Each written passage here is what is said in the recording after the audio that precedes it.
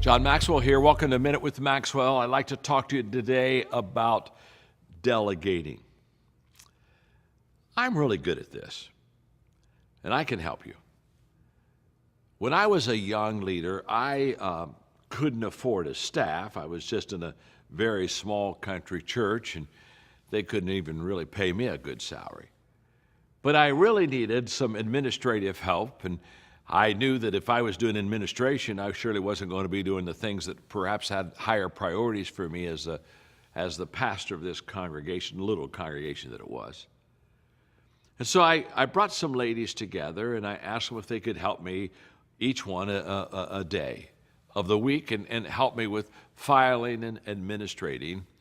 And they bought into it, and I sat down and basically told them what I liked and how to do it. And I did my best, and I kind of got my volunteers ready. And that's basically what we did for the next 3 years and a half while I pastored that church.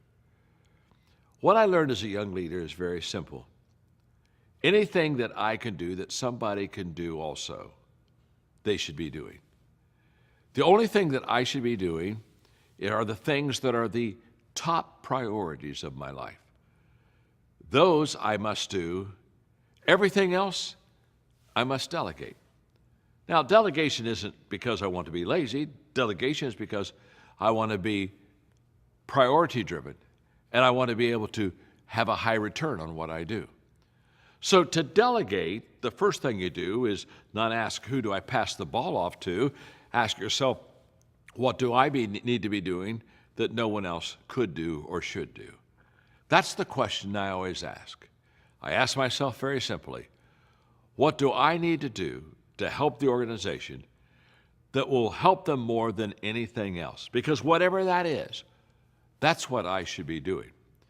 Then what I do is I delegate all the other stuff. There's not a higher compliment I think that you can give a person than to either A, ask their opinion on something, or two, ask them to help you. And I think a weakness that leaders have a lot of times is they just don't ask people to help them. And so the people would help them, but they don't know what to do, and because they've not been asked, they don't. So I would say as a leader, the first thing you do is understand that if you're going to be successful, you've got to focus on the top priorities and give your time, effort, and energy to those. The things that are required of you, the things that give you the great returns, and the things that give you the most reward in your life. Stay there. Work on those things. Everything else, pass them on. Give them to someone else. Delegate them out. Today, I am a master delegator. My wife will tell you, basically, I got it down in life, and there are only a few things I do, and I do those few things really well, and everything else, let's let someone else do it. You may have to start off with volunteers like I did, and before you can ever have a team that maybe can help you. But here's the point. Everything that you do that isn't a high priority is to reduce your effectiveness down and keep you from reaching your potential. And even more sadly, keep your organization from reaching its potential.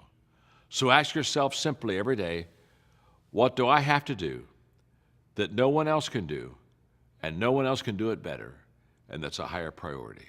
Once you settle what those few things are, and there'll be a few, you can count them on one hand. Trust me, you're not that good. You don't do that many things well. Whatever those few things are, stay in your sweet spot. Stay in your strength zone.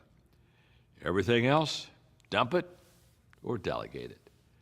My name's John. I'm your friend. Glad you're with us today on Minute with Maxwell.